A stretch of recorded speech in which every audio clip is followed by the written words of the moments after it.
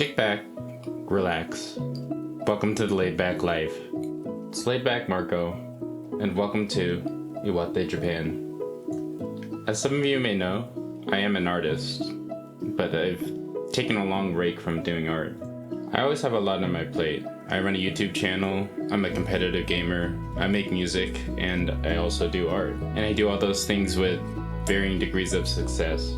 As I was strolling through life trying to find inspiration, I saw a poster that really caught my attention. The style reminded me a lot of one of my favorite artists, Eguchi, but it was from a name I've never seen before. Hisashi Eguchi sensei is quite famous in Japan, but coming from the West, I've never heard of him. He's made a whole career out of drawing beautiful women, and mostly just women. So much so, that's the name of his exhibit, Kanojo, which means girl.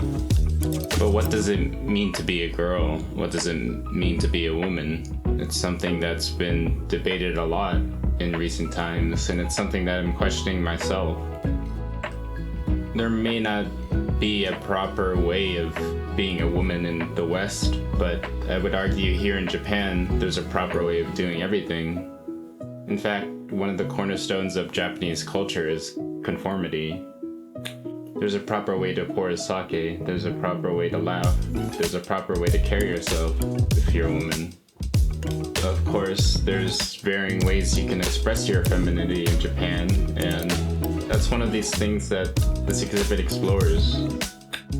There's differences in clothing, differences in makeup, differences in body language, and of course, one of the most important things, differences in facial expression. There's a softness that comes with femininity. Even in something like a tracksuit, the femininity is recognized from across the room. Even though I want to be an artist, I couldn't imagine having my works displayed in a museum like this. This guy's been doing art for longer than I've been alive, and it's cool to see the progression of his skill and style, what he's been interested in. The cool thing about art is, it's often an interpretation of experiences. Maybe in passing, someone's given him a look over the shoulder like this. Maybe some of them are fantasies or observations. Art is a look into one's true self. It opens up a certain vulnerability. But the cool thing about vulnerability is, other people can connect to it. Perhaps your fantasies are similar to others. Maybe other people see themselves in your drawings. The thing I love about his style, which is similar to Ilya's, is it seems so real. And if you study him, he does a lot of drawing from life. It's taking life and turning it into something much more graphic, something that can be easily read and understood. Drawings that take the pure essence of what something is and displays it to the world. The proportions in his work are close to that of real life. The clothing of his characters looks like something that people would wear every day.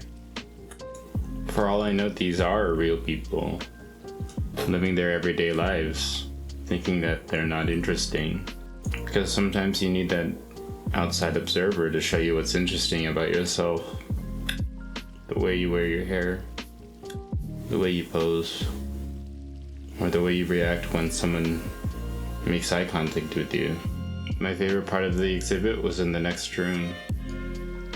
All real people who went to see him. Everyone with their own complex lives behind the portrait. And then a look into the artist himself's life, what inspires him. Before I knew it, I was back outside, looking at the larger-than-life images and reflecting on my own life. Maybe I'd never be an artist who has work in a museum, but it'd be a disservice to myself to not try to live that dream. And maybe other people would find what I draw interesting, like what I found here, in a small prefecture in the middle of nowhere, in Iwate, Japan. Thank you for watching. This whole video was shot on a 5-year-old 80D with a Sigma lens I bought from a thrift store, so if you like what you see, please like, share, and subscribe so I can hopefully upgrade my equipment in the future.